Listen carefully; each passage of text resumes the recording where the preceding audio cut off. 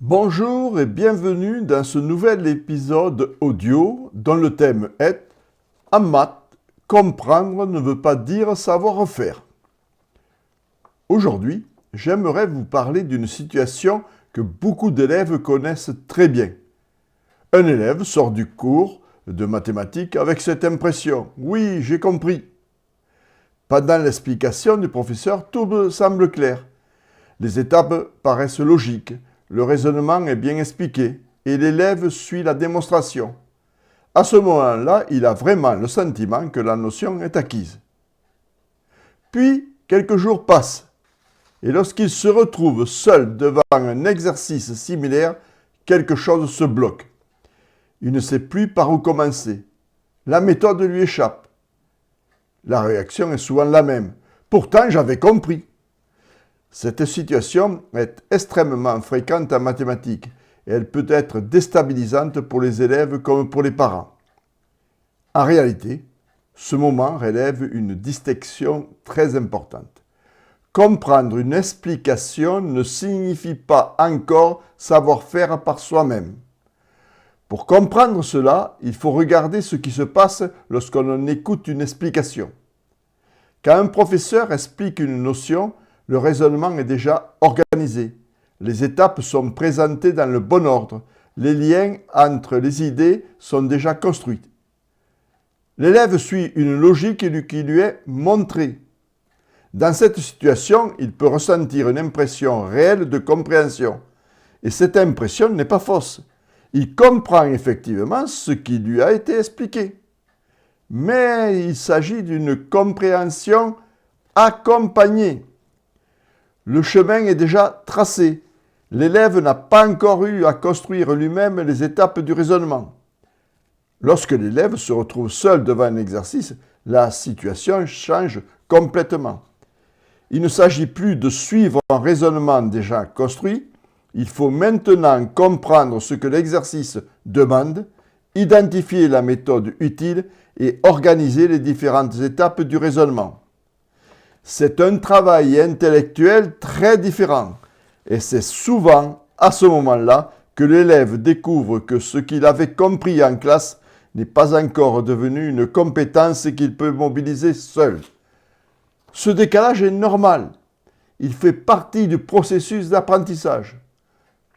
Pourtant, beaucoup d'élèves et parfois aussi des parents pensent que comprendre une leçon devrait immédiatement permettre de refaire les exercices. Lorsque ce n'est pas le cas, ils peuvent avoir l'impression que quelque chose ne fonctionne pas.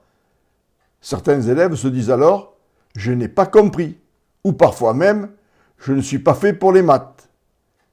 Mais en réalité, le problème est souvent ailleurs.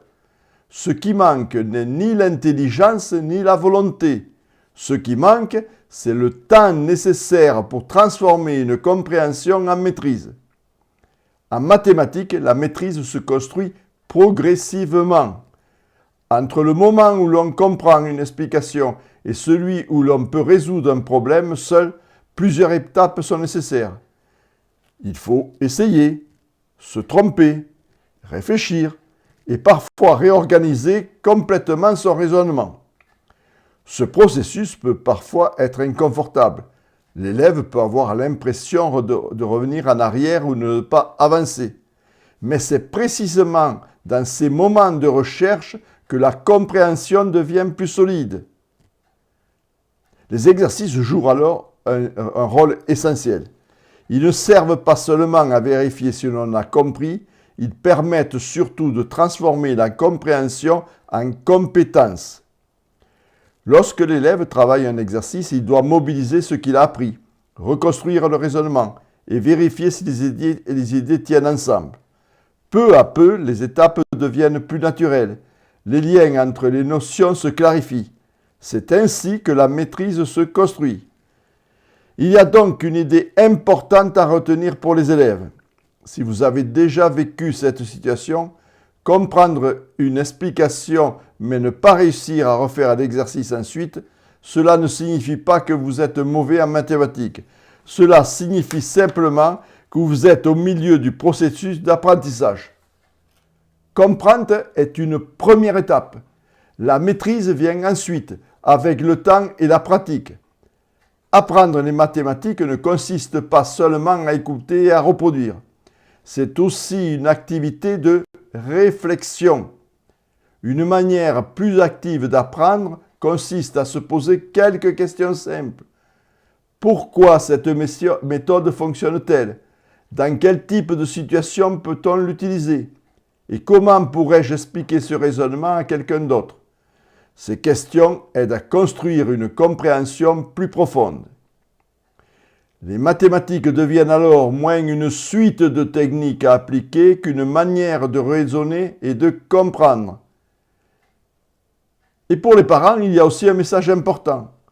Lorsque votre enfant vous dit « J'avais compris en classe mais je n'y arrive plus », cela ne signifie pas qu'il n'a pas travaillé. Il est simplement en train de franchir une étape normale de l'apprentissage.